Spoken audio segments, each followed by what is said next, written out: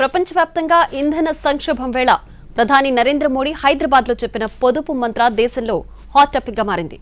అనేక రాష్ట్రాల సీఎంలు సేవింగ్ మోడ్లోకి మారుతున్నారు. కాన్వాయ్ తగ్గించుకుంటున్నారు. మరికొందరు మంత్రులు మెట్రోలో వెళుతున్నారు. కొందరు న్యాయమూర్తులు కార్లను ఇంట్లో వదిలేసి సైకిల్ సవారీకి సై అంటున్నారు. పొదుపు చర్యలో దేశ ప్రజలకు స్ఫూర్తిగా నిలుస్తున్నారు. బస్సులు, ట్రైన్లు, ఎంఎంటీఎస్లలో ప్రయాణించాలని పిలుపునిస్తున్నారు.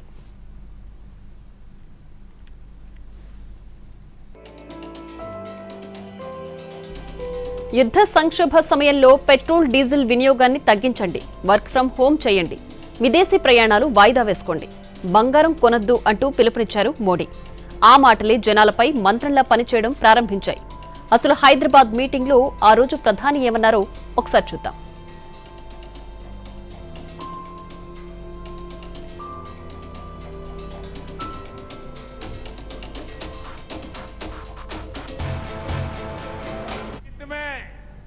हमको ये तय करना पड़ेगा कि साल भर तक घर में कोई भी फंक्शन हो, कोई भी कार्यक्रम हो, हम सोने के गहने नहीं खरीदेंगे, सोना नहीं खरीदेंगे।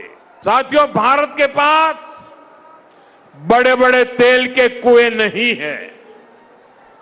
हमें अपनी जरूरत का पेट्रोल, डीजल, गैस, ये सब बहुत बड़ी मात्रा में दुनिया के दूसरे देशों से बाहर से मंगाना पड़ता है। युद्ध की वजह से पूरी दुनिया में पेट्रोल, डीजल, गैस और फर्टिलाइजर के दाम बहुत अधिक बढ़ चुके हैं, आसमान को भी पार कर गए हैं। साथियों, हमें पेट्रोल, डीजल का उपयोग कम करना होगा। शहरों में जहां मेट्रो है, वहां हम तय करें कि हम मेट्रो का ही उपयोग करेंगे, ज्यादा से ज्यादा मेट्रो में ही जाएंगे। जिन लोगों के पास इलेक्ट्रिक व्हीकल है, वो भी कोशिश करें कि इलेक्ट्रिक व्हीकल का ज्यादा से ज्यादा। పెట్రోల్, డీజిల్ పొదుపుగా వాడాలన్న ప్రధాని నరేంద్ర మోడీ స్వయంగా ఆచరించారు. తాను చెప్పిన పొదుపు సూత్రాలు ఆచరణలోకి తెచ్చారు. తన కాన్వాయ్లో వాహనాల సంఖ్య తగ్గించాలని అధికారులకు ఆదేశాలు జారీ చేశారు. కాన్వాయ్లో ఎలక్ట్రిక్ వాహనాలు వాడాలని సూచించారు. ఢిల్లీలో ప్రధాని నరేంద్ర మోడీ కాన్వాయ్ 2కు తగ్గింది.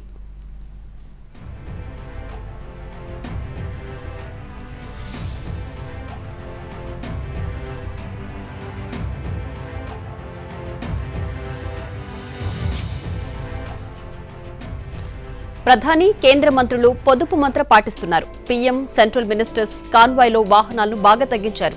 ఢిల్లీలో 2 కార్లతోనే మోడీ కాన్వాయ్ కనిపించింది. కాన్వాయ్లో 14 నుంచి 2కు వాహనాలు తగ్గించుకున్నారు. రాజ్నాథ్ సింగ్ కాన్వాయ్లో 11 నుంచి 4కి వాహనాలు తగ్గించారు.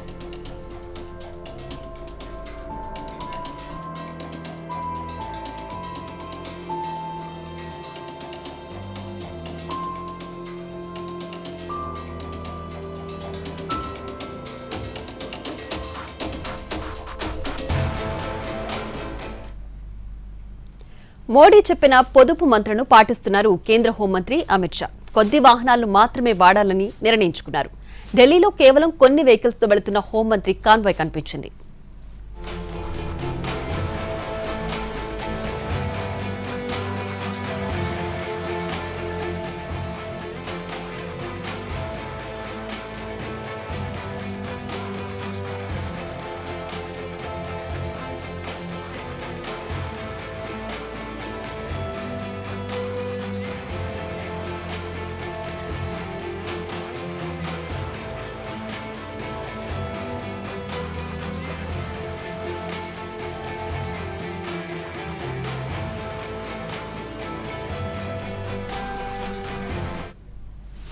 పెట్రోల్, డీజిల్, వంట గ్యాస్ ను పొదుపుగా వాడుకోవాలని, ఏడాది వరకు బంగారం కొనొద్దని, విదేశీ పర్యటనలు చేయొద్దని ప్రధాని మోడీ ఇచ్చిన పిలుపును ఒక మేలుకొలుపుగా చూడాలన్నారు కేంద్ర మంత్రి హర్దీప్ సింగ్ పురి.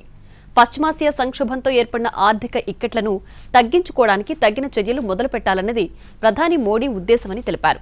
ఇంధన సంక్షోభం ఉన్నా ఇటీవల అసెంబ్లీ ఎన్నికలను దృష్టిలో ఉంచుకునే పెట్రోల్ ధరలు పెంచలేదన్న విమర్శలను ఆయన తోసిపుచ్చారు.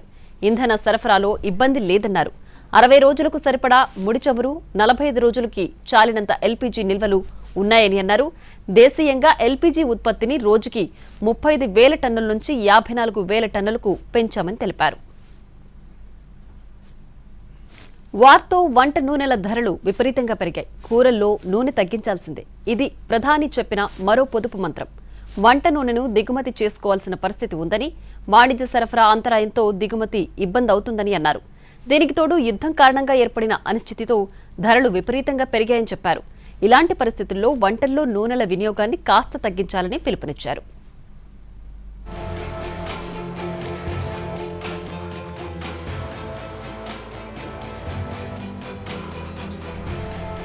ప్రపంచవ్యాప్తంగా చాలా ఇబ్బందికర పరిస్థితులు ఉన్నాయని అన్నారు మోడీ. ఈ సంక్షోభ పరిస్థితుల నుంచి బయటపడాలంటే ఇండియన్స్ బాధ్యతతో కూడిన జీవన విధానాన్ని అలవర్చుకోవాల్సిందే. అనవసర ఖర్చులు పెట్టొద్దు. కొన్నేళ్లుగా వంట నూనెల వాడకం ఎక్కువగా పెరిగిపోయింది. గతంలో నెలకు 2-3 ప్యాకెట్లు వాడేవాళ్లు. కానీ ఇప్పుడు అంతకు రెట్టింపు వాడుతోంది ఒక్కో ఫ్యామిలీ. ఫ్రై, డీప్ ఫ్రైలకు ఎక్కువగా వాడేస్తుండడమే దీనికి ప్రధాన కారణం. ప్రధాని చెప్పినట్లే వంట నూనెల వాడకాన్ని సగానికి సగం తగ్గించుకోవచ్చు. ఇలా చేస్తే ఆరోగ్యానికి ఆరోగ్యం, పొదుపుకి పొదుపు అవుతుంది. అంతేకాదు మన నెలవారీ బడ్జెట్ కూడా తగ్గుతుంది.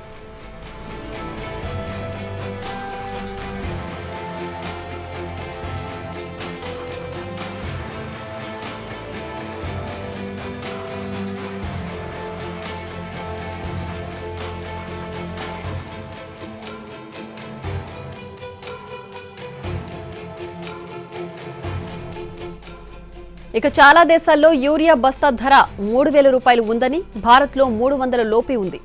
ఎరువుల వినియోగం తగ్గించి భూసారం పెంచుదామని పిలుపునిచ్చారు. అన్నింటికీ దిగుమతులపైనే ఆధారపడితే దేశాభివృద్ధి ఎలా సాధ్యమవుతుందని ప్రశ్నించారు. రసాయన ఎరువులను తగ్గించుకుంటే విదేశీ ద్రవ్యాన్ని మిగిలించుకోగలమని తెలిపారు. సహజ ఎరువుల్ని వాడితే భూమిని సంరక్షించినట్లు అవుతుంది.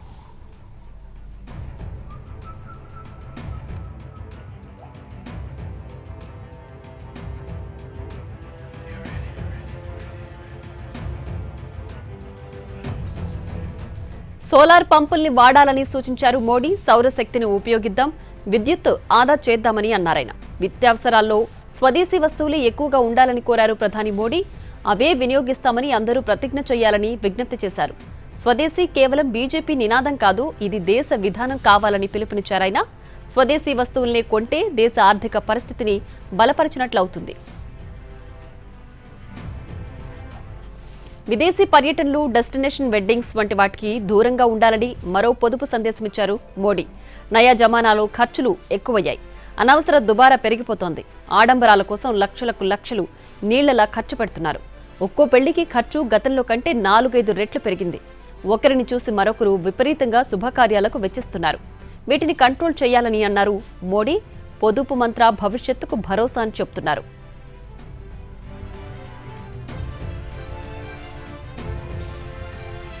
ప్రధాని మోడీ ప్రకటించిన పొదుపు చర్యలపై సీఎం చంద్రబాబు కీలక వ్యాఖ్యలు చేశారు. ప్రధాని ప్రకటించిన 8 అంశాలను పాటించాలని ప్రజలకు పిలుపునిచ్చారు. 1-2 రోజుల్లో దీనిపై రాష్ట్ర ప్రభుత్వ పరంగా కూడా ఓ కార్యాచరణ ప్రకటిస్తామని తెలిపారు. యుద్ధ పరిస్థితుల వల్ల దేశంపై పలు విధాలుగా భారం పడుతోందని సీఎం వ్యాఖ్యానించారు. ఇలాంటి క్లిష్ట సమయాల్లో ప్రభుత్వాలతో పాటు పౌరులు కూడా బాధ్యతగా ఉండాలన్నారు చంద్రబాబు. పెట్రోల్, డీజిల్ వినియోగం తగ్గించాలని, దీనివల్ల విదేశీ మారక ద్రవ్యం ఆదా అవుతుందని అన్నారు. వర్క్ ఫ్రం హోం అనేది రియాలిటీ. ఇంటి నుంచే ప్రపంచం మొత్తం పనిచేసే పరిస్థితిని ప్రోత్సహించాలని సూచించారు.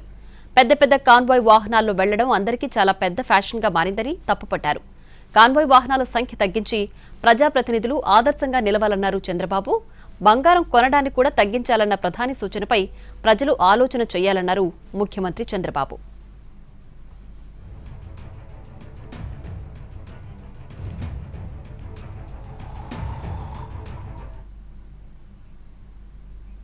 మరో 2 రోజుల్లో పొదుపు చర్యలపై రాష్ట్ర ప్రభుత్వ పరంగా కూడా ఓ కార్యాచరణ ప్రకటిస్తామన్నారు సీఎం చంద్రబాబు. క్లిష్ట సమయాల్లో ప్రభుత్వాలతో పాటు ప్రజలు కూడా బాధ్యతగా ఉండాలని సూచించారు. రేపు ఎల్లుండి మేము కూడా ఒక అనౌన్స్మెంట్ ఇస్తాం. రాష్ట్రంలో ఈ యుద్ధం వల్ల జరిగే చర్యల వల్ల నివారణ కార్యక్రమాలు ఏమేం చేయాలనో అవన్నిటి కూడా బంగారు కొనడం కూడా మానమన్నారు. మీరు కూడా ఆలోచించాలి. అంటే బంగారం అంతా కూడా ఇంపోర్ట్ చేస్తే ఫారిన్ ఎక్స్చేంజ్ పోతుంది. మన దగ్గరనే బంగారు ఉత్పత్తి చేసుకుంటే ఆ సమస్య కూడా ఉండదు. ఇలాంటి సెల్ఫ్ రిలయన్స్తో మనం ముందుకు పోవాల్సిన అవసరం ఉంది. పశ్చిమాసియా యుద్ధ పరిస్థితుల వల్ల దేశంపై పలు విధాలుగా భారం పడుతోందన్నారు సీఎం చంద్రబాబు. నా దేశం నా బాధ్యత అనే ఆలోచనను ప్రజలంతా ఆచరించాలన్నారు.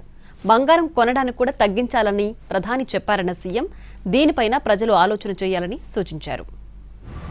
ఈరోజు జియో పొలిటికల్ సిచ్యువేషన్ వల్ల, ఈ యుద్ధం వల్ల మనం కొన్ని నిర్ణయాలు కూడా చేయాలి. వేరే దేశాలపైన ఆధారపడకుండా నేను కూడా ఈ దేశం కోసం పనిచేయాలి, నేను కూడా ఆలోచించాలనే ఆలోచన మీ అందరికీ రావాలి. చాలామంది ఏం ఆలోచిస్తున్నారంటే, ఓకే పెట్రోల్ ప్రాబ్లం ఉంది, అది మీ సమస్య. డీజిల్ ప్రాబ్లం ఉంది, మీరేం చేస్తారో మీరు చేసుకోండి. అది కరెక్ట్ అయింది కాదు. దేశం ముఖ్యం, బాధ్యత ముఖ్యం. ప్రధాని నరేంద్ర మోడీ చేసిన ఇంధన పొదుపు పిలుపుతో ఢిల్లీ పర్యాటక శాఖ మంత్రి కపిల్ మిశ్రా కాన్వాయ్ను పక్కన పెట్టారు. ఢిల్లీ మెట్రోలో ప్రయాణించారు. ప్రజాప్రతినిధులు, అధికారులు ప్రైవేట్ వాహనాల వాడకాన్ని తగ్గించి ప్రజా రవాణాను ఉపయోగించాలన్న ప్రధాని మోడీ పొదుపు చర్యల పిలుపుతో ఆయన మెట్రోను ఎంచుకున్నారు. మెట్రోలో ప్రయాణించడం ద్వారా తాము జాతీయ బాధ్యతను నెరవేరుస్తున్నామని, ప్రతి ఒక్కరూ వీలైనంత వరకు ప్రజా రవాణా వ్యవస్థలను ఉపయోగించాలని ఆయన కోరారు. ప్రపంచవ్యాప్తంగా నెలకొన్న ఇంధన సంక్షోభం నేపథ్యంలో ఇంధనాన్ని ఆదా చేయాలన్న ప్రధానమంత్రి నరేంద్ర మోడీ పిలుపునకు స్పందించి మధ్యప్రదేశ్ హైకోర్టు న్యాయమూర్తి జస్టిస్ ద్వారకాధీష్ బన్సల్ సైకిల్పై కోర్టుకెళ్లారు. జబల్పూర్ బెంచ్లో విధులు నిర్వర్తిస్తున్న ఆయన సివిల్ లైన్స్ ప్రాంతంలోని తన అధికారిక నివాసం నుంచి కోర్టుకు సుమారు 3 కిలోమీటర్ల దూరం సైకిల్ తొక్కుతూ చేరుకున్నారు. హైకోర్టు న్యాయమూర్తులు అయినంత మాత్రాన తామేమీ ప్రత్యేకం కాదు, సామాజిక బాధ్యతల్లో అందరూ భాగస్వామ్యం కావాలని జస్టిస్ ద్వారకాధీష్ బన్సల్ పిలుపునిచ్చారు. తక్కువ దూరాలకు ప్రయాణించేటప్పుడు సామాన్య ప్రజలు మోటారు వాహనాలకు బదులు సైకిల్ వాడటం అలవాటు చేసుకోవాలనే సందేశాన్ని ఇవ్వడానికే తాను ఈ నిర్ణయం తీసుకున్నట్లు చెప్పారు.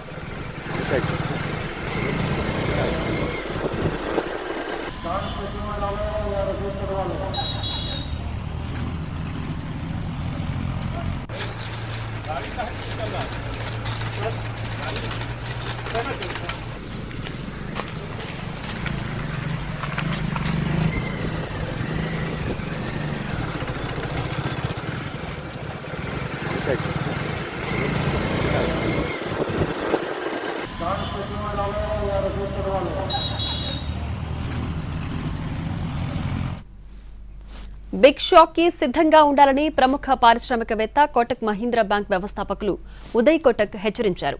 పశ్చిమాసియాలో నెలకొన్న ఉద్రిక్తతలో దుర్భర పరిస్థితులు ఎదురుకానున్నాయని చెప్పారు. ప్రజలు బిగ్ షాక్ కి సిద్ధంగా ఉండాలని అన్నారు. సిఐఐ వార్షిక బిజినెస్ సమ్మిట్ 2026 వేదికగా భారత ప్రజలకు ఉదయ్ కోటక్ ఈ హెచ్చరిక చేశారు. ప్రపంచ ఆర్థిక వ్యవస్థ అస్థిరమైన దశలోకి ప్రవేశించిందని, రాబోయే ప్రపంచ సంక్షోభాన్ని తట్టుకుని నిలబడేందుకు వ్యాపారులు, విధాన రూపకర్తలు సిద్ధంగా ఉండాలని చెప్పారు. పశ్చిమాసియాలో ఉద్రిక్తతలు పెరగడం వల్ల, ప్రత్యేకించి ఇరాన్ ఘర్షణ వల్ల 8 వారాలుగా ప్రత్యక్ష ఆర్థిక పర్యవసనాలు చాలా వరకు తగ్గుముఖం పట్టినప్పటికీ ముందు ముందు పరిస్థితులు మరింత తీవ్రంగా మారబోతున్నట్లు చెప్పారు. గత 2 నెలల్లో మనం యుద్ధం తీవ్రతను చూడలేదు, కానీ ఇప్పుడు ఆ పరిస్థితి వస్తోందని అన్నారు. బిగ్ షాక్ కి ఎంతో దూరంలో లేమని అన్నారు. ఆ షాక్ తగిలే వరకు వేచి చూడకుండా వచ్చే దుర్భర పరిస్థితులను ఎదుర్కొనేందుకు మనం సిద్ధంగా ఉండాల్సిన అవసరం ఉందని ఉదయ్ కోటక్ సూచించారు.